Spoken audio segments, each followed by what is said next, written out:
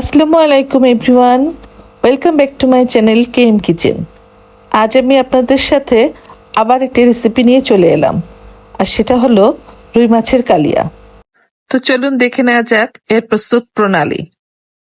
কালিয়া বানানোর জন্য আমি এখানে 5-6 টুকরা মাছ নিয়েছি, যেটা আমি আগে থেকেই ধুয়ে পরিষ্কার করে রেখেছিলাম। তো এখন আমি মাছগুলোকে ম্যারিনেট করার জন্য এখানে 1/2 চামচ মরিচের গুঁড়া, 1/2 চামচ হলুদের গুঁড়া, 1/2 চামচ লবণ ও 1 পিস লেবুর রস মিশিয়ে এটাকে ভালো করে মাখিয়ে ম্যারিনেট করে 10 মিনিটের জন্য একপাশে রেখে দেবো। অনেকে আছেন মাছের আষ্টে গন্ধের জন্য মাছ খেতে চান না, তবে আপনারা যদি মাছটা ফ্রিজের হয় তাহলে আগে থেকে নামিয়ে এটার সাথে যদি আপনি ভিনেগার সাথে একটু লবণ মিশিয়ে 10 মিনিটের জন্য যদি মেখে পানিতে ভিজিয়ে রাখেন তাহলে মাছ থেকে আর সেই আষ্টে গন্ধটা আসবে না। আর যদি একটু লেবুর রস মিশিয়ে ম্যারিনেট করেন তাহলে মাছ থেকে দারুণ একটা ফ্লেভার আসবে, কোনো আষ্টে গন্ধ থাকবে না। মাছের কালিয়ার গ্রেভিটা একটু রিচ করার জন্য আমি এখানে এক্সট্রা কিছু মশলা অ্যাড করব, আর সেটা হলো পেঁয়াজ বাটা, আদা রসুন বাটা, কাজু বাদাম বাটা, পোস্তদানা বাটা, টমেটো পেস্ট এবং ধনিয়া পাতা ও কাঁচামরিচ মিশিয়ে একসাথে একটা পেস্ট করে নিয়েছি, আর সাথে নিয়েছি 1/2 কাপ টক দই। 10 মিনিট পর মাছগুলোকে ভাজতে চলে এলাম। তো সেই জন্য চুলায় একটি ফ্রাই প্যান দিয়ে তার মধ্যে পরিমাণ মতো সরিষার তেল দিয়ে দিলাম। আপনারা চাইলে এটাকে রান্নার রেগুলার তেল দিয়েও রান্না করতে পারেন, তবে কালিয়ার ক্ষেত্রে যদি সরিষার তেল দিয়ে রান্না করেন তাহলে মাছের টেস্টটা অনেক বেড়ে যায়। এখন মাছগুলিকে 4-5 মিনিটের মতো হালকা করে ভেজে নেব, তবে বেশি ভেজে শক্ত করে ফেলা যাবে না, তাহলে মাছটার ভিতর জুসিনেসটা থাকবে না এবং বাইরের লেয়ারটা অনেক ড্রাই হয়ে যাবে। আমার মাছ ভাজা শেষ, দেখুন এর কালারটা কত সুন্দর এসেছে। এখন আমি চলে যাব রান্নার দ্বিতীয় পর্বে, আর এজন্য ফ্রাই প্যানে পরিমাণ মতো সরিষার তেল দিয়ে দিলাম। তার মধ্যে 2 টুকরা দারচিনি, 3-4টে এলাচ ও 2-3টা তেজপাতা দিয়ে দিলাম ফোড়ন তুলে নেওয়ার জন্য। এখন এটাকে নেড়ে চেড়ে দেওয়ার পর যখন দেখব এর থেকে সুন্দর একটা ঘ্রাণ বের হচ্ছে, তখন এর মধ্যে দিয়ে দেব 1/2 কাপ পেঁয়াজ কুচি। তারপর পেঁয়াজটাকে একটু ভালো করে নেড়ে চেড়ে মিশিয়ে নিতে হবে। পেঁয়াজটা কিছুক্ষণ ভাজার পর যখন দেখব পেঁয়াজটা একটু নরম হয়ে এসেছে, তখন এর মধ্যে দিয়ে দেব পেঁয়াজ বাটা, রসুন বাটা ও আদা বাটা। এগুলো দিয়ে ভালো করে মিশিয়ে নেড়ে চেড়ে আবার একটু ভাজতে হবে।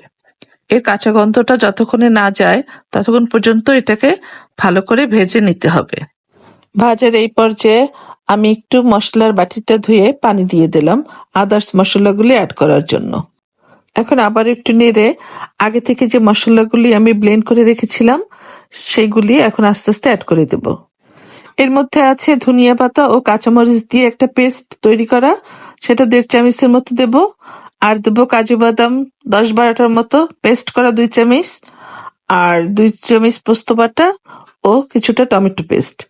এখন এগুলি দিয়ে ভালো করে নেড়ে চেড়ে আবার একটু কষিয়ে নেব।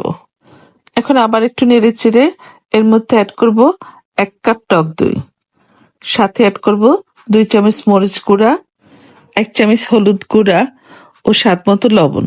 তবে লবণটা আপনারা চেক করে নেবেন, কারণ ম্যারিনেট করার সময়ও লবণ দেয়া ছিল। আবার একটু নেড়ে এর মধ্যে দিয়ে দেব 1 চামচ ধনিয়ার গুঁড়া, 1 চামচ জিরার গুঁড়া ও 1 চামচ শাহি গরম মশলার গুঁড়া। এটা আমার নিজের বাসায় করা ছিল। এখন মশলাগুলো আবার নেড়েচেড়ে মিশিয়ে ভালো করে কষিয়ে নিতে হবে। যত ভালো কষানো হবে মাছের টেস্ট ততটাই বেড়ে যাবে। একটু ধৈর্য নিয়ে মশলাটা বারে বারে নেড়েচেড়ে কষিয়ে নিতে হবে। কষাতে কষাতে যখন দেখবেন তেল ভেসে উঠেছে তখন বুঝবেন মশলা কষানো হয়ে গেছে। এখন কষানোর এই পর্যায়ে আমি কিছুটা পানি অ্যাড করব। তারপর পানিটা বলক উঠে আসলে এর মধ্যে আগে থেকে ভেজে রাখা মাছগুলি দিয়ে দেব। মাছগুলি দিয়ে হালকা হাতে একটু নেড়েচেড়ে মিশিয়ে ঢাকনা দিয়ে ঢেকে দেব 10 মিনিটের জন্য। ফিরে এলাম 10 মিনিট পর। এখন ঢাকনা খুলে মাছটা একটু চেক করে দেখব, কারণ এই সময় গ্রেভিটা ঘন হয়ে যাওয়ার জন্য মাছটা নিচে লেগে যাওয়ার সম্ভাবনা থাকে। সেজন্য মাছটাকে এই পর্যায়ে না উল্টিয়ে একটু হাঁড়িটা ধরে ঝাঁকিয়ে নিতে হবে, তাহলে আর মাছটা ভেঙে যাওয়ার সম্ভাবনা থাকবে না। এখন এই পর্যায়ে চুলার ফ্লেমটা অবশ্যই মিডিয়াম টু লোতে করে দিতে হবে, তাহলে মাছটা লেগে যাওয়ার সম্ভাবনা বেশি থাকবে। মাছটা প্রায় হয়ে এসেছে। এখন রান্নার এই শেষ পর্যায়ে আমি 4-5টা কাঁচামরিচ অ্যাড করব শুধুমাত্র ফ্লেভারের জন্য, আর দিয়ে দেবো 1 চামচ চিনি, যেটা টেস্টের ব্যালেন্স করবে।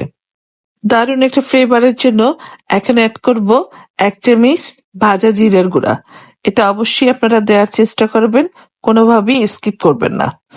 মাছের কালিয়া বলে কথা, তো এখানে পেঁয়াজ বেরেস্তা না দিলে কি চলে, তাই অল্প একটু পেঁয়াজ বেরেস্তা উপর থেকে ছড়িয়ে দিতে হবে, যাতে এর ফ্লেভারটা ভিতরে ঢুকে যায়।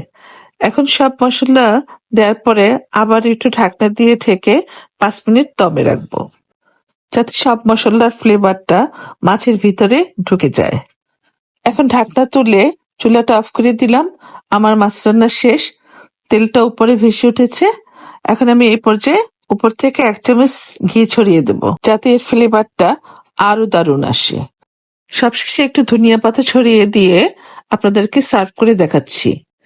আপনারা যদি আমার এই রেসিপি ফলো করে একবার হলেও বাড়িতে ট্রাই করেন, তবে কথা দিচ্ছি আপনারা নিরাশ হবেন না।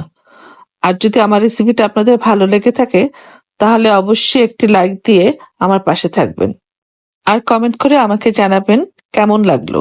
যদি ভালো লাগে তাহলে অবশ্যই আমার চ্যানেলটা সাবস্ক্রাইব করে দিবেন। সবাই ভালো থাকবেন আর আমার জন্য দোয়া করবেন। আল্লাহ হাফেজ।